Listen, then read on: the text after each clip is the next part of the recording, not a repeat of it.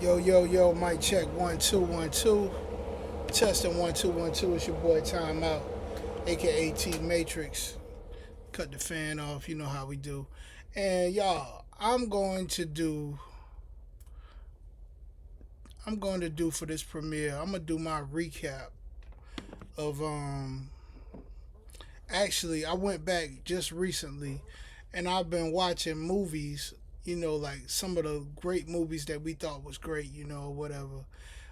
Great hood movies or whatever, right? So I went back and I watched State Property 1 and State Property 2, right? I went back and watched it just to see, if just to see like how much further my mind, the growth of my mind has expanded since the first time that I watched them, right? So immediately, on state property, like, let me see. I don't want this to just be about the movie. I don't want it to be about the movie. I always like to try to reach deeper. So, all right, in watching the movie, it came to my attention that the perception that has been put upon us as a race of people or as a people in general of what being real is, right? A perception that's been put upon us, what being real is, right?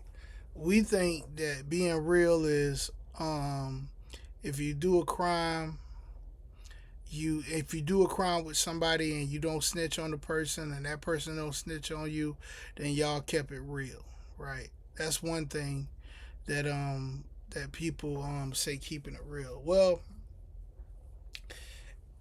I'm gonna break it down. I want to break it down in a way to where people outside of our culture can understand what's going on. That's what I'm about to do. That's what I'm gonna make this premiere about. I'm gonna break it down. I'm gonna break down keeping it real in a way that people outside of our culture can understand what's actually happening. Right. Okay, so here we go. All right, this is for all of you that are outside of our culture that are wondering what keep it real means when it comes to the street terminology or vernacular, right? So if you grew up in a rough area, a rough neighborhood, a rough situation, a rough whatever you want to call it, you grew up like in a poverty stricken area or whatever, a lot of people that grow up in those areas don't have much to look forward to. Hence, what makes them result to doing crime, right? And being that they grew up in these rough situations and all they thought that they had to do to try to make it was things of criminal nature, then what that did is that created ties amongst the people in those areas. That created ties amongst the people in those areas. Those ties sometimes are stronger than concrete, stronger than blood, stronger than whatever you want to call it. That's what those ties are, right? Because these are like-minded individuals who have connected on on a on a similar situation base that they have been put in, right? So when you have when you have one or more individuals that are put into this similar situation base and they feel all they have is to survive the way that they have been surviving, and when they lock in with each other, right? When they lock in with each other to do something of criminal nature, then what happens is if that person gets caught and he doesn't rat out the other person, they have a sense, even more sense of, okay, you kept it real with me, man. You kept it real with me. I'm gonna keep it real with you, right? So, that's part one of it, right? Part two of it is um the side that nobody else ever pays attention to. Okay, the people who you're who the people who the crime is being committed against. All right, nobody ever says anything about those people, and y'all didn't keep it real to those people. Y'all only kept it real amongst yourselves, being that you grew up, that all of y'all grew up in that poverty situation together. You know what I'm saying? But it's been a common thing amongst those neighborhoods for even the people who have been criminalized to not say something either, right? And this is the classic case of what you have in the movie State Property. If you don't know, the movie State Property had a basing on a real BMF, a real black mafia family uh, that were doing things, and they were handling things, whatever. So, but anyway, all right. That's what the sense of keeping it real is, right? But for for people who do not have any type of affiliation with criminal activities or anything, y'all are considered civilians. Y'all are considered civilians.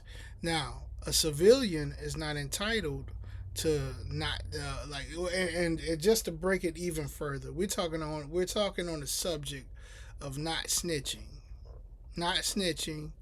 and keeping it real, not snitching and keeping it real.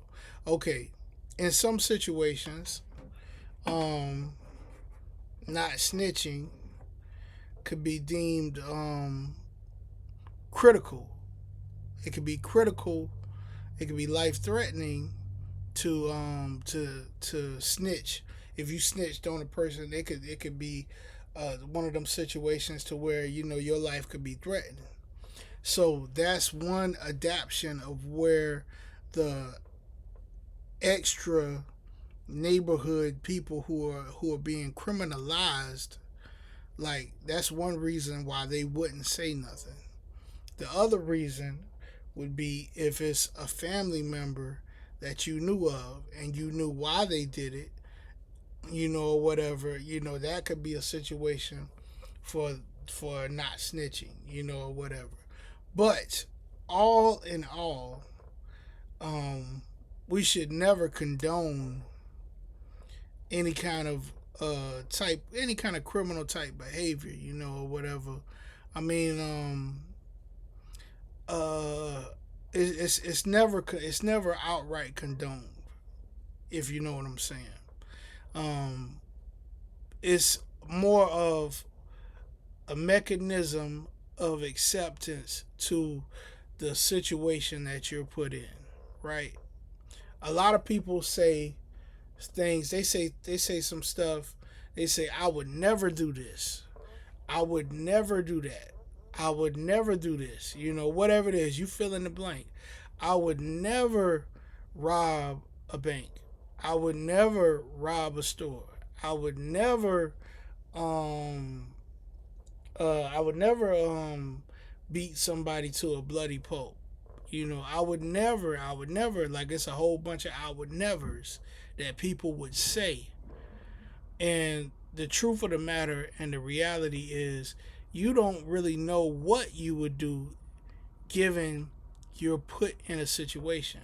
Like me personally, I have family members that have done stuff.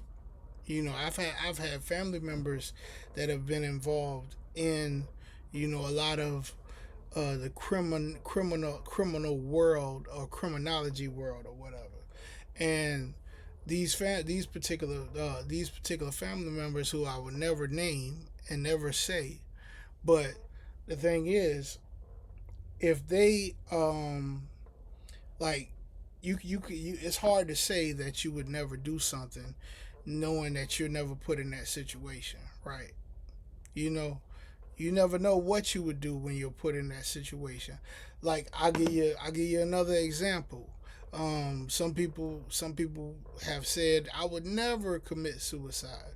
Well, it's a lot of people that have committed suicide, and I guarantee a lot of them have said the same thing and said that they would never do it. You know, because what changed is the circumstances. The circumstances.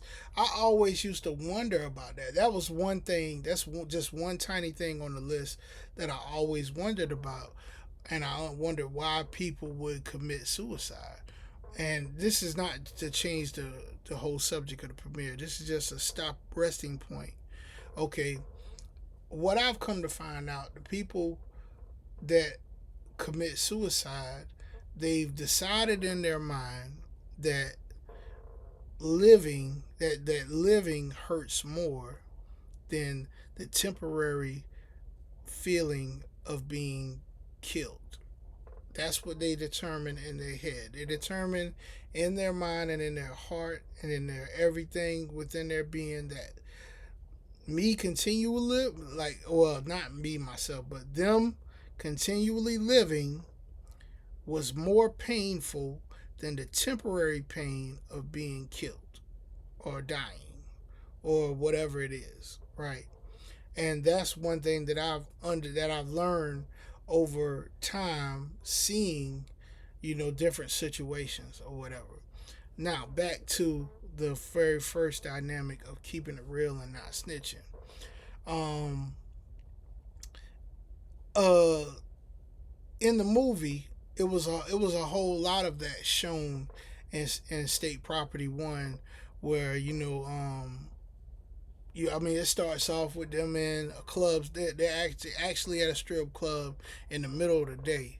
No, nonetheless, and the main character Beanie Siegel is like, "Yo, man, I'm tired of living this stuff that we in, man. We got to do better. I want a mansion. I want this. I want that.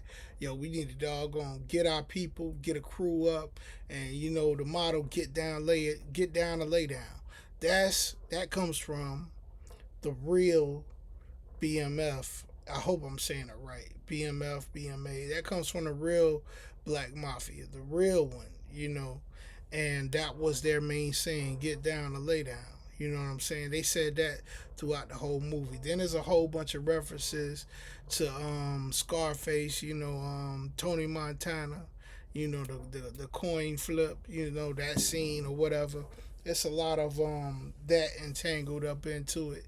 But overall, I think the reason why it did 11 million in sales is because of it resonated with people, and the box office and critics, they couldn't understand how did this do that good.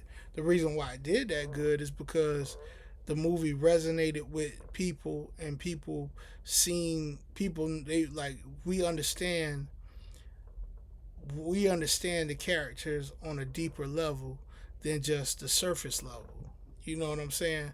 That's what resonated with a lot of people. And then on top of that, you add in all of these main artists that was inside the movie, whatever. That was like the icing on the cake that they're performing, even though Jay-Z only had like 2 minutes and 11 seconds worth of screen time, which is crazy. I was like, dang. But you got to understand what was going on during that movie.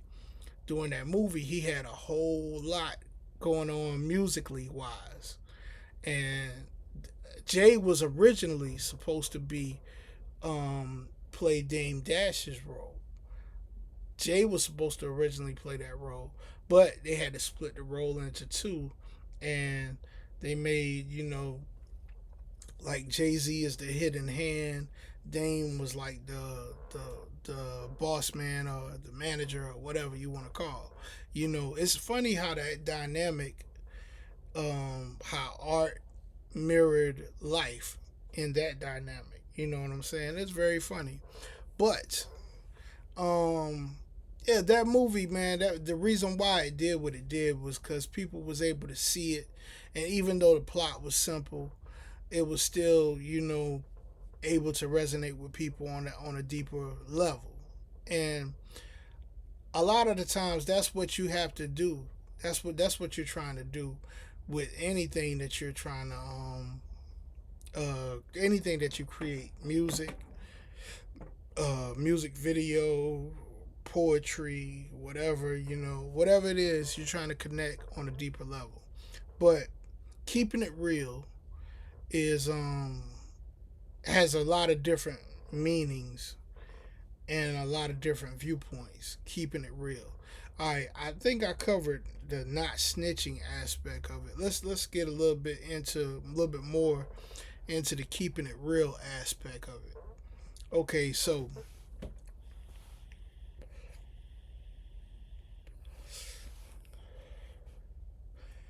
all right, keeping it real means that if somebody basically um all right, here it is. All right, sometimes in life you like there are many times in life where you meet various type of people, right? You meet different various type of people from all walks of life, right? And when you meet these people, they either have an image that they're trying to portray, or either they're actually themselves 24 hours a day, 365 days a year. They're completely themselves. And that comes with being comfortable in their own skin. You know what I'm saying? So, all right, when you have somebody that you meet and you connect with them, whatever, y'all get real cool or whatever, and then this person is the same every day you meet them. Every day you meet them, they the same identical way. You know, that person is a real person. Like you, like, man, that's a real dude. Whatever. Or some people say that's a real nigga right there. He the same every time I see him. He the same. He don't never switch up. Switching up. Let's tackle switching up.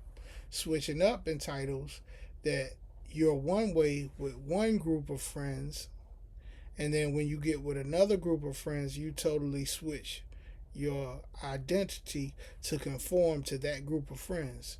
Well, that's a switch up. If you're the same way amongst both sets of friends, then in that case, you a real nigga. You know what I'm saying? That's one explanation of it. You know what I'm saying?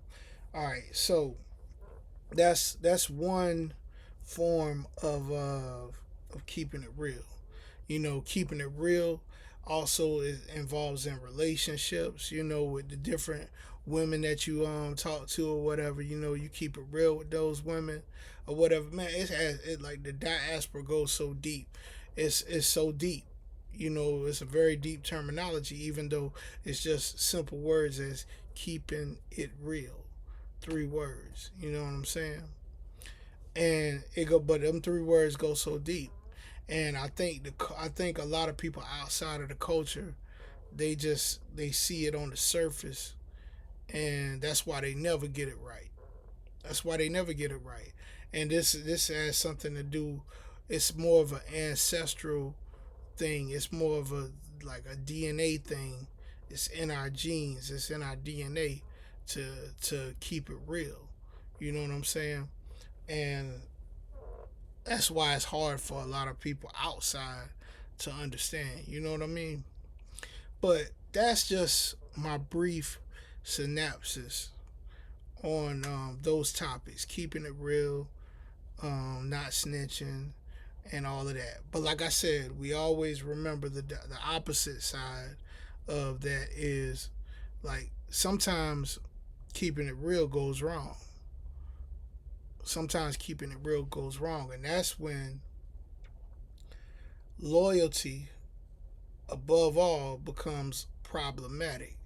If you're loyal to a person that doesn't have your best interest in heart or in mind, then keeping it real becomes a problem. It becomes a problem because you keep it real. If you, like, how can you keep it real with somebody and that person ain't keeping it real with you? See, that's the disconnect. That's where the disconnect is. You know what I'm saying? And a lot of the times, um, we have to we have to always remember, like, you can't keep it real with nobody if you're not even keeping it real with yourself. If you can't keep it real with yourself, then you're not keeping it real with nobody. So my message on this premiere is, above all, be real to yourself, be real with yourself. All right, be real with others. Say what you mean what you say. Um, say it with your heart and not with your chest. Or better yet, say it with both. You know what I'm saying? And don't be switching up. Don't switch up. There's no need to switch up. It's no need to switch up. You know what I'm saying? There's no reason to switch up on people. Either you gonna be who you gonna be, and that's gonna be it, or not. You know, that's one thing I had an issue with in one particular time I had an issue with. Um, Me, I have a very multifaceted background in a lot of different things. You know, a lot of things that I know that I have a lot of knowledge about. I have a lot of knowledge on biblical stuff. I have a lot of knowledge on musical stuff. I have a lot of knowledge on whenever I meet people, I always tell them the same thing. I always say it's a few things that I do good, and those things I'm really good in them. And they be like, "What's it? What you mean?" I'll be like, "I know how to sing. I know how to rap. I know how to shoot pool, and I know how to bowl. You know, and I know a lot about the Bible. You know, all of those things. I'm A1 in. You know, so like those things, like nobody can ever catch me off guard on those things. You know what I'm saying? Like it's just in me for because of the life that I've grown up into. You know what I'm saying? So um yeah, that's one thing that I always tell people. The stuff that I know. And if I don't know it, I'll try to find the answer if I can, if the answer is available. You know what I'm saying? And that's one thing. That's basically what I wanted to talk to you. Also, I'm gonna give you a sidebar. Um, Here's the sidebar conversation. My people, and when I say my people, I'm talking about my black people or my black people that want to be black. You know, people that follow our culture. Look, listen. Um, when it comes to dealing with businesses,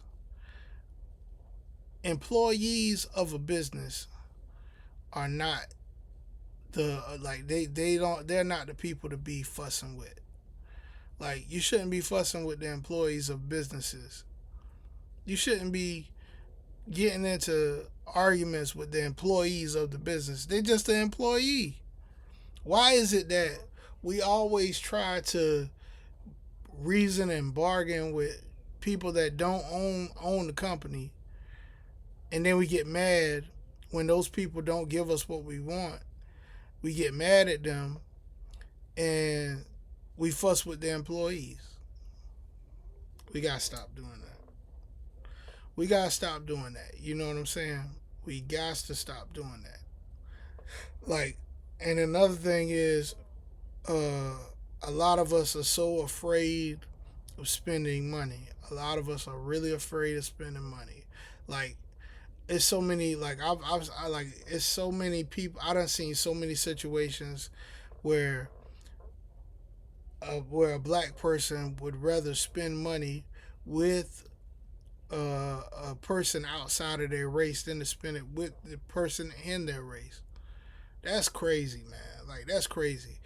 If we go, if we're trying to make our black dollar make sense, if we're trying to make our black dollar make sense, then who should the black dollar benefit most? Who should it benefit most? That's all I'm saying. Like I see all these videos support black companies, support black businesses, and I run into a lot of people, and doing my stuff, I run into a lot of people, and a lot of people are quick and willing to support, and then a lot of people are not willing to support. um I had an interesting situation that happened. And this lady, she came up and she was like, this was doing while we working at Tay Tay's, which is the our food truck business. This lady, she came up and she supported and she bought so much. She bought a lot of stuff. She got a lot of stuff. And I said, and she said, I love supporting black businesses. And I said, oh, I said, okay.